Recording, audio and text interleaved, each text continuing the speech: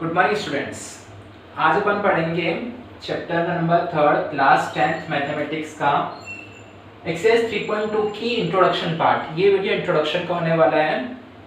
Video start करने से पहले मैं आप सभी से कहना चाहता हूं कि अगर वीडियो अच्छा लगे तो लाइक कीजिएगा, शेयर कीजिएगा और सब्सक्राइब के बटन में प्रेस कीजिएगा। ओके स्टूडेंट्स, तो क्या दे रखा है अपन को? Graphical method of solution of pair of linear equation in two variables. ये अपन को सीखना पड़ेगा, अपन को इंट्रोडक्शन पार्ट करना है। ओके, नाउ सबसे फर्स्ट क्या देगा? Pair of linear equation in two variables. Pair of linear equation in two variables, तो अपन ने क्या लिए? दो लीनियर इक्वेशंस के पेयर ले लिए। ठीक है, ये एक इक्वेशन है और ये क्या है? एक इक्वेशन है। अब अपन क्या करेंगे? इसका सॉल्यूशन करेंगे। सॉल्यूशन करने से पहले अपन को क्या चाहिए? ऐसी वैल्यूज चाहिए, values of x and y which satisfy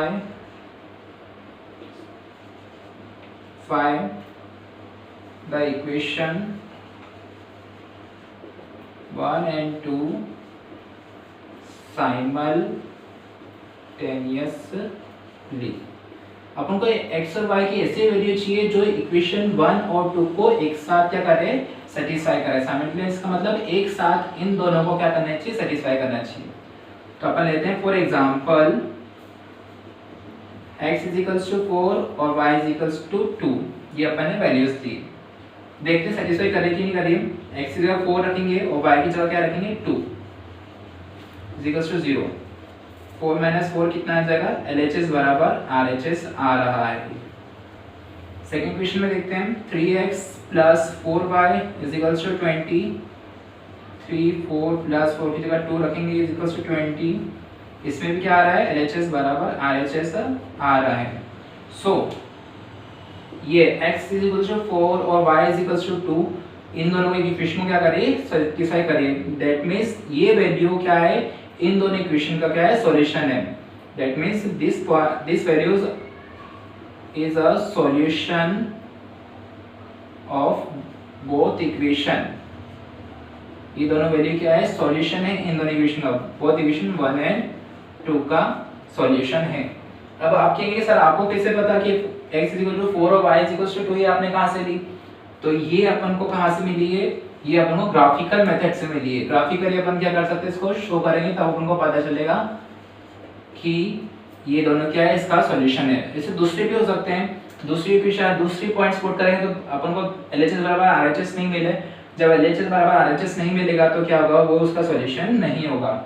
और ये दोनों पॉइंट्स कहाँ से आए? ये दोनों पॉइंट क्या है? ग्राफिकली से आए हैं। मींस 4 और 2 क्या है? will lie on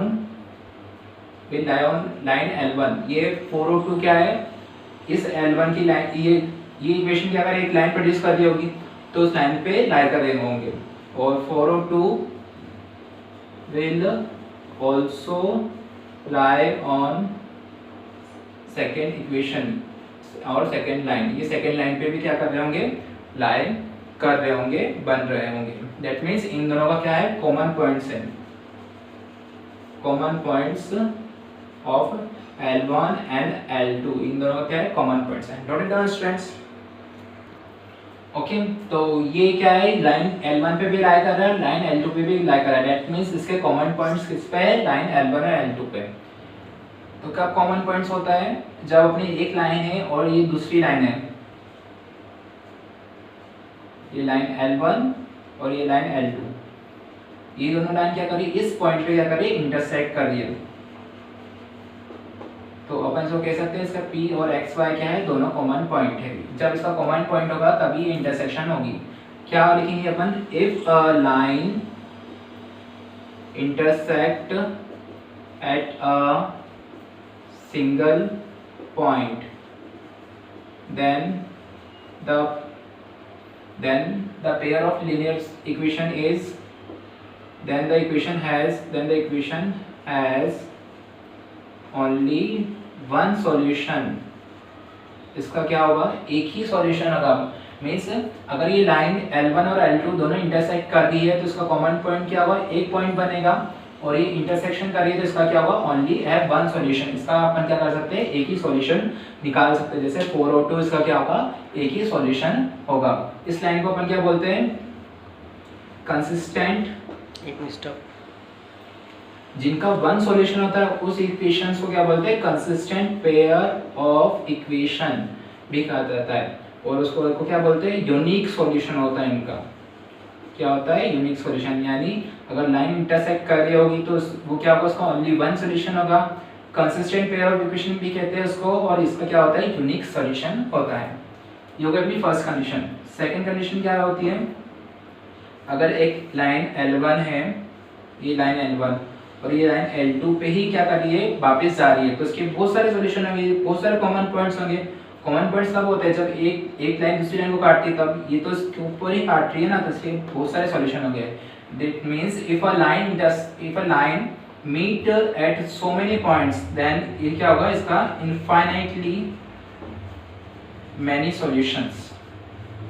इसके हम क्या होंगे, इनफाइनाइटली बहुत सारे सॉल्यूशंस होंगे। ओके, और ऐसी पेयर को क्या बोलते हैं अपन, इनकंसिस्टेंट पेयर ऑफ इक्वेशन। क्योंकि इसके बहुत सारे पेयर्स बनते हैं तो अपन क्या इसको फाइंड नहीं कर सकते कि infinitely many pairs of A solution है। तो ऐसी पेयर्स को क्या बोलते हैं अपन, इनफाइनाइटली मेनी सॉल्यूशंस। सॉरी, इसको इनकंसिस्टेंट पेयर ऑफ इक्वेशन ही कहा जाता है। Note it down students. Last condition क्या बनती है, जैसे एक लाइन L1 है और लाइन क्या है, एक और L2 है। ये दोनों क्या एक दूसरे के पैरेलल है। These lines are parallel lines and have no common points। इसमें क्या है, कोई भी कॉमन पॉइंट्स नहीं है। तो इसके कोई कॉमन पॉइंट्स नहीं है तो अपन इसका क्या कर सकते हैं, कोई भी सॉल्यूशन नहीं निकाल सकते। तो इसका क्या होगा, नो सॉल्यूशन। इसका कोई सॉल्यूशन नहीं होगा। और इसको क्या बोलते हैं अपन, inconsistent pair of intersection.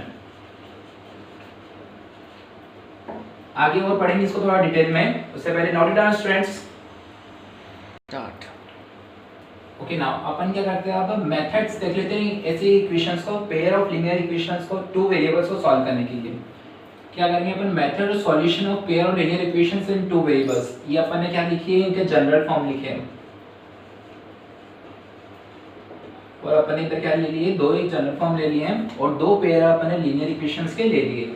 Okay, अब देखते हैं, अगर a1 अपॉन a2, इधर a1 क्या है, 2 अपॉन a2 कितना है, 3 है, इक्वल्स टू है b1 अपॉन b2 के, नहीं 3 अपॉन 4 के, बराबर है क्या, नहीं ये इक्वल नहीं है, ये दोनों क्या है, इक्वल नहीं है। तो अपन क्या कर देंगे, इधर भी कर देंगे। अगर ऐसे इक्वेशंस है जो उनके a1 अपॉन a2 और b1 b2 इक्वल नहीं है तो ऐसी इक्वेशंस क्या होगी, इंटरसेक्शन वाली लाइंस होगी। यानी L1 एंड L2 ये क्या होगी, इंटरसेक्ट करेंगे कॉमन पॉइंट पे।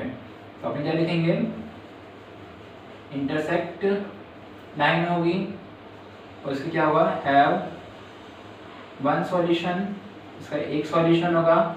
और क्या बोल सकते हैं अपन, इसका यूनिक सॉल्यूशन होगा, यूनिक सॉल्यूशन होगा। और थर्ड ऐसी पेयर ऑफ इक्वेशन को क्या बोलते हैं अपन, consistent pair of equation. That means इनका क्या रहेगा, एक यूनिक सॉल्यूशन रहेगा और ये क्या रहेगी, कंसिस्टेंट पेयर ऑफ इक्वेशन रहेगी। मतलब इसका एक यूनिक सॉल्यूशन रहेगा, अपन इसको फाइंड आउट कर सकते हैं। अब सेकंड में चलेंगे अपन, a1 upon a2 b1 upon b2 लेके चलेंगे।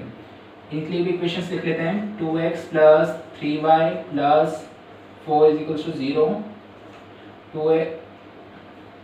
4x plus 6y is equals to 8 is equals to 0। Okay, अब कंपेयर करेंगे वैल्यूज को, a1 अपॉन a2 यानी 2/4 अपॉन 3/6। तो ये कटने के क्या हो जाएगी, 1/2, ये भी क्या हो जाएगी 1/2। यानी क्या है, a1 upon a2 b1 upon b2 एक दूसरे के इक्वल हो रहे हैं। जब ऐसा होगा तो अपन क्या करेंगे, आगे भी c1 और c2 को भी ले लेंगे, इधर जोड़ेंगे 4/8, ये भी क्या हो रहा है 1/2 हो रहा है। तो इनके तीनों के तीनों क्या हो रहे हैं, इक्वल हो रहे हैं। ओके, ओके तो इसमें a1/a2 b1/b2 और c1/c2 तीनों इक्वल है, तो ये लाइंस कौन सी होती है? कोइंसिडेंट लाइंस होती है, यानी एक के ऊपर ही एक ही जाती है। तो अपन ने पहले भी देखा था इसके क्या होते हैं, बहुत सारे सॉल्यूशंस होते हैं। तो इसी लाइंस के लिए क्या होता है? Coincident line and infinitely many solutions. इसी क्या होते हैं? बहुत सारे सॉल्यूशंस होते हैं। अब अपना लास्ट एक बाकी है, इसको भी अपन देख लेते हैं। थर्ड, अगर a1/a2 और b1/b2 बराबर है, इक्वेशंस ले लेंगे अपन 2x + 3y + 5 और 4x + 6y + 9 = 0 चेक करते हैं अपन। a1/2/4 बराबर 3/6 के, ये दोनों बराबर है, तो c1 और c2 को भी ऐड कर देंगे 5/9, लेकिन c1 और c2 बराबर नहीं है। तो ऐसी पेयर्स ऑफ इक्वेशन क्या होती है? पैरेलल लाइंस होती है, जिनकी क्या होते हैं? कोई कॉमन पॉइंट नहीं होता, हैव नो कॉमन पॉइंट्स, इनका कोई कॉमन